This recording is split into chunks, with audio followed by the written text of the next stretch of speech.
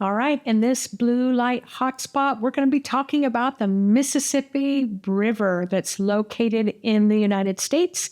It is, I think, the 13th largest in the world. It's the second largest in the United States, which really surprised me that the Missouri River is actually 1 mile longer. So that kind of blew me away. I'm from the United States. I didn't know that. So I'm going to be talking about all the passageways where the Mississippi River flows through multiple states. And we're going to talk about why the blue light hotspot is here. Why do the blue beings of light wish for us to be having this conversation about the Mississippi River? So just want to say, if you are new to my channel, I'm Nancy Rebecca. I am a registered nurse. I work as a psychic clairvoyant. My biggest passion has always been about how the frequencies of our own thinking and the thinking in the world influence our human energy field. So we're going to be talking about the influences of the Mississippi River in this video. So make sure to subscribe, click the bell so that you get notified every time I release a new video. All right, so let's just get some data about the Mississippi River. So it is 2,340 miles long. I did not know that. I also didn't know that it starts in Minnesota, and Lake Itasca. Lake Itasca is where it begins, which still kind of blows my mind that much water could come from that area. So from Minnesota, and it travels all the way straight down from the area close to the Canadian border, all the way down the United States to empty into the Gulf of Mexico. So you've got all this fresh water coming in to join the seawater. So there's a lot of information about this. But this is what the blue beings of light talk to me about, is restoring what we need to do and desire to do is restore the river back to its original sacred state of existence. So the words that came were, the Mississippi River used to be life-giving, and then it became life-limiting, and now it's returning back to a state of life-giving again. So as I was really feeling into the Mississippi River itself, because I'm using my intuitive psychic abilities to do that, to see if I can get a baseline frequency of the area. I will tell you that the moment I tuned in, I heard a lot of noise. It would be like I was standing in the middle of New York City with all the hustle, the bustle, the people, the car horns, just tons and tons of human traffic and traffic. That's what the Mississippi River, that's the first sound that came to mind.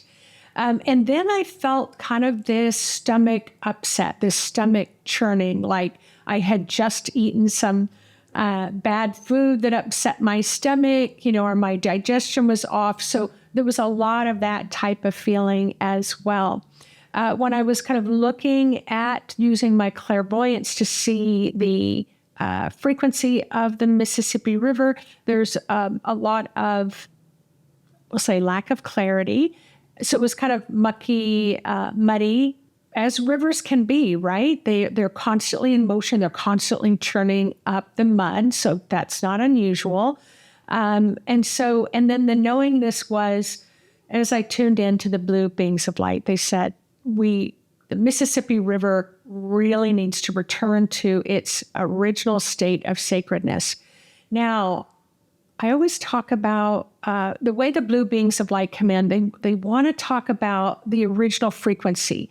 It would be like a tapestry. It's like the main thread that's going through this area. So they did say to highly alert all the kind of neighboring states that go along the Mississippi River are really going to become going through an awakening in consciousness, just like we all are in the world.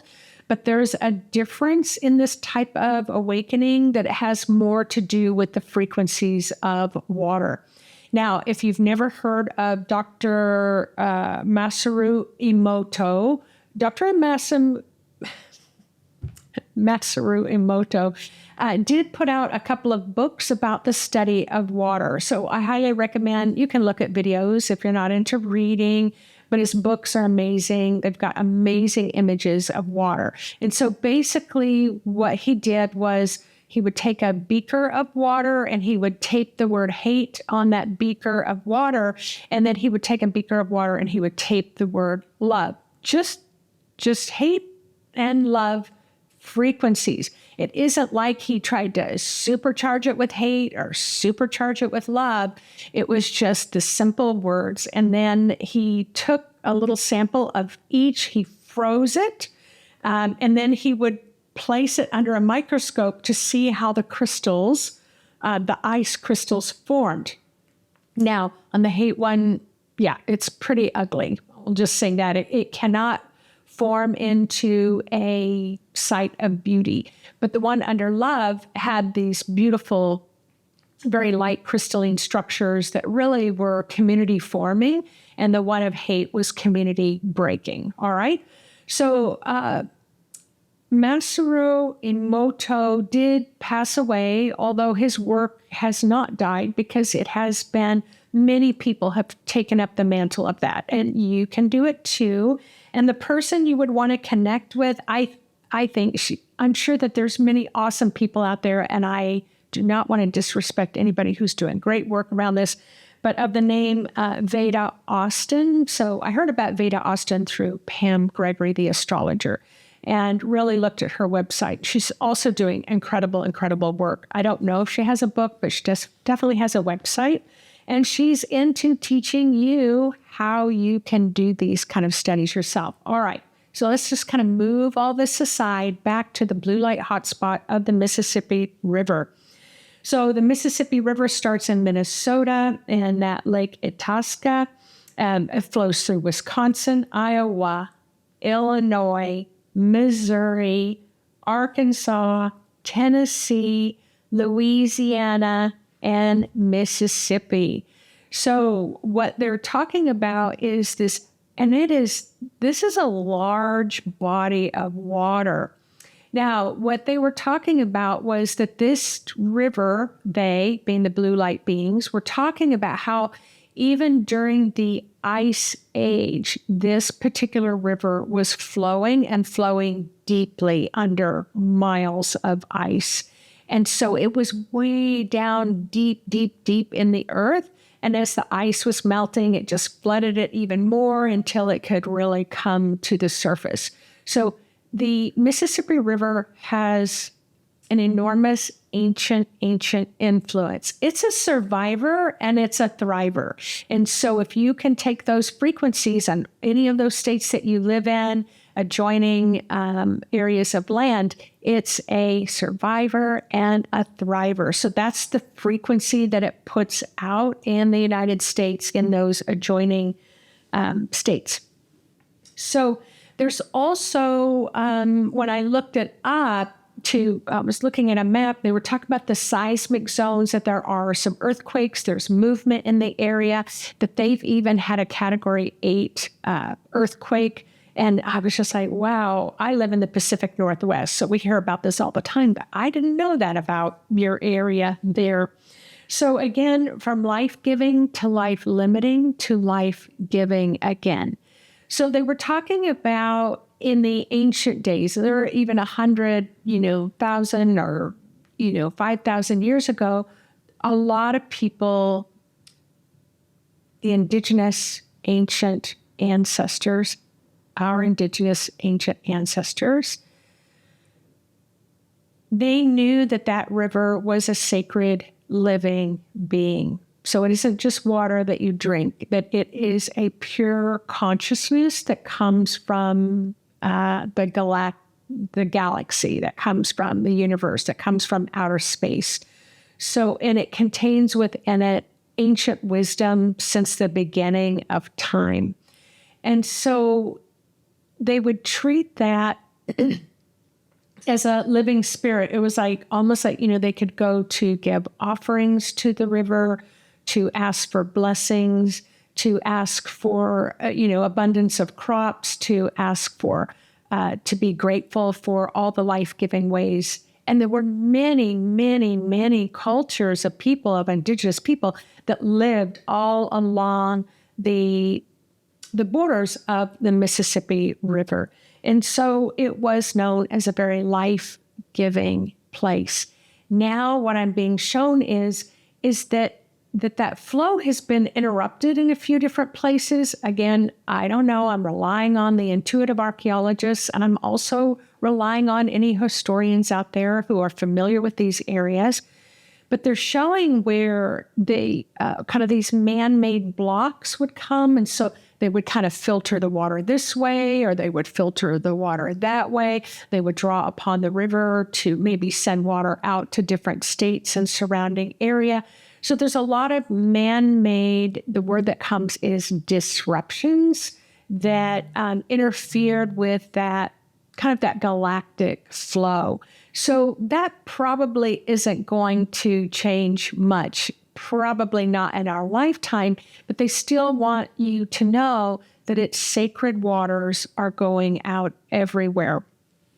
So the blue beings of light said the ancestors of the land are reawakening. The water, I call them the water bearers, but the water medicine people, like the spiritual sacred people of the waters, are really starting to bring this kind of robust frequency back to the Mississippi River, whether they're doing it at higher dimensions or whether they are currently humans here on the earth. There's an enormous water call to bring back those life-giving properties and those life-giving frequencies.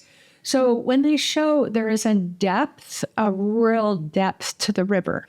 So remember, even if one of you says, well, they've measured it and it's only, 6 miles deep or whatever, we're not talking about that type of measurement. We're talking about a frequency that goes really deep.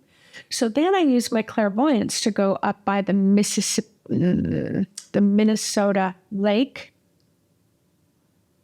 Itasca. I should have looked up what that meant.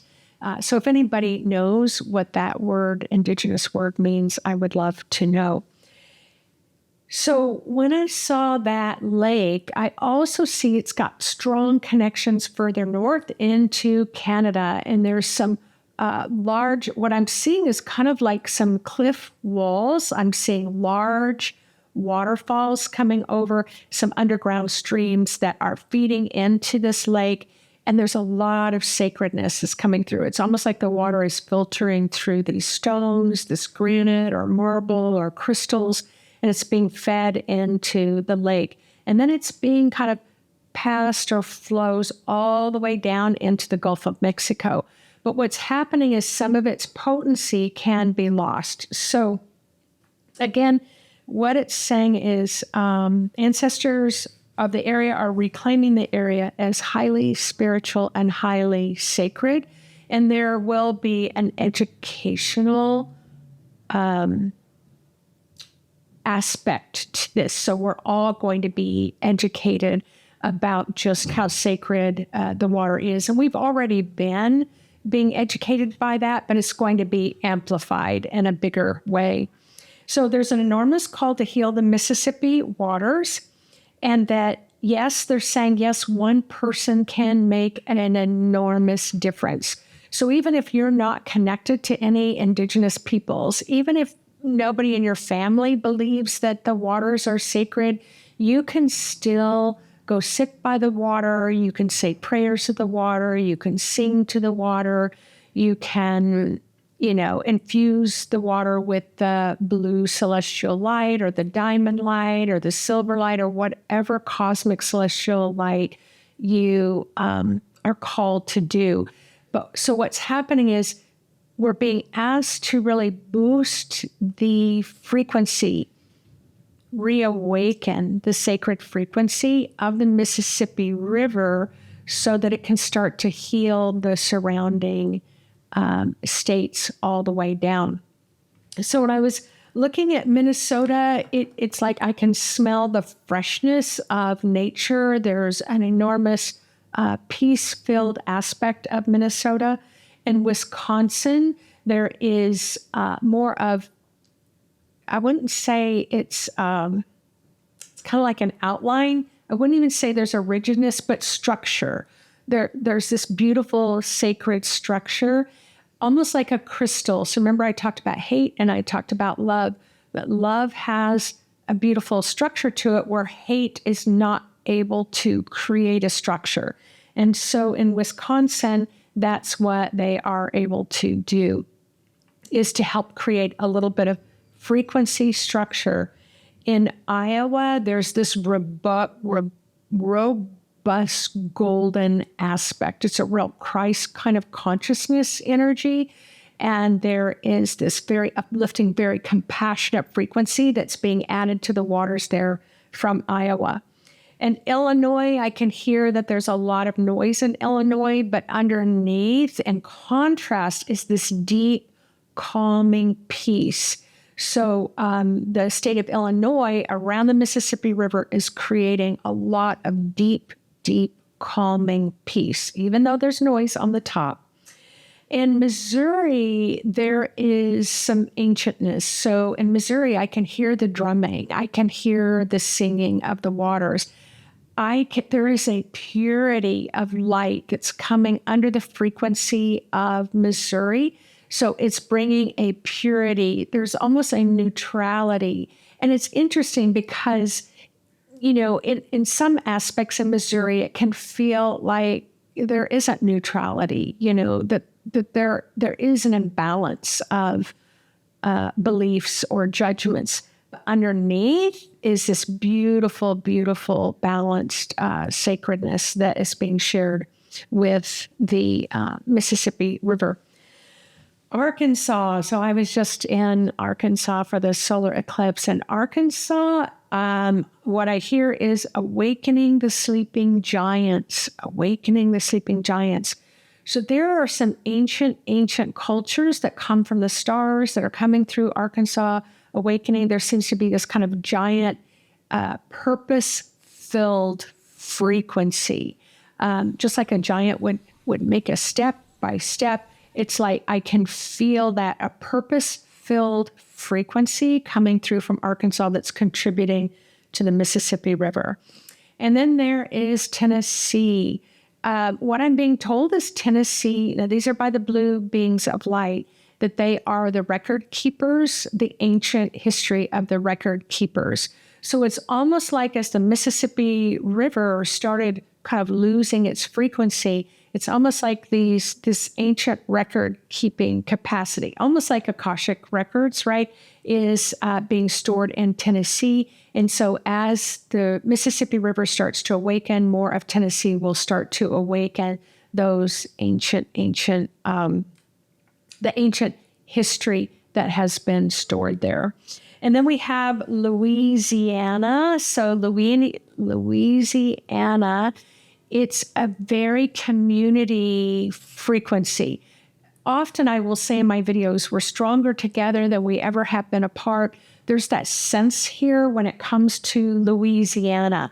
It's like we are stronger together than we are apart. So there's this really unified consciousness that's that frequency underneath Louisiana that is contributing to the waters in Mississippi River. And then there's the state of Mississippi. And in the state of Mississippi, there's a deep holiness, there's a deep sacredness, and it goes beyond Christianity. Like it is thousands and thousands and thousands of years old. It is about nature. It is the frequency of nature and how it contributes and holds the sacredness of the water. So that's what Mississippi is contributing. So according to the blue beings of light, if you were you're flying overhead and you're looking down below and you look at the Mississippi River and you're like, yeah, that's going to take a lot of work. Well, the work is happening already. That's what the blue beings of light wish you to know. It's like really returning that blue frequency back to the area. What has been hidden will be revealed. Illusions are dissolved. Truth is illuminated, and justice and balanced justice and equality for all. So this is the beauty about when we kind of look at the evening news. You're going to hear one thing, but if I can invite you to just sit and tune into the strong frequencies, the strength building frequencies, the confident building frequencies, the self-esteem building frequencies. And you might have to dig a little deep to go to those older, more ancient frequencies that have never gone away, that just might be covered up with a lot of noise. So again, an enormous call to heal the Mississippi waters, an enormous call to heal the Mississippi waters. So when I asked the blue beings of light, is there a certain set of instructions that I'm supposed to give? And what they said was, you are all conscious beings, and just know any way you feel your spirit call, you just close your eyes and your spirit's going to guide you in the way that you can offer healing to the Mississippi waters. And I know many of you in humanity and the world are going to look forward to watching the sacred expansiveness and the upliftment of not only the United States, but all of those states and all the states that benefit from the waters of the Mississippi River. So, all right, take care of everyone. We are stronger together than we ever have been apart. And I love looking up in the river of life and seeing you all right there together. All right, take care, everyone. I'll see you on the next blue light video. And don't forget to click the subscribe button. All right, bye-bye.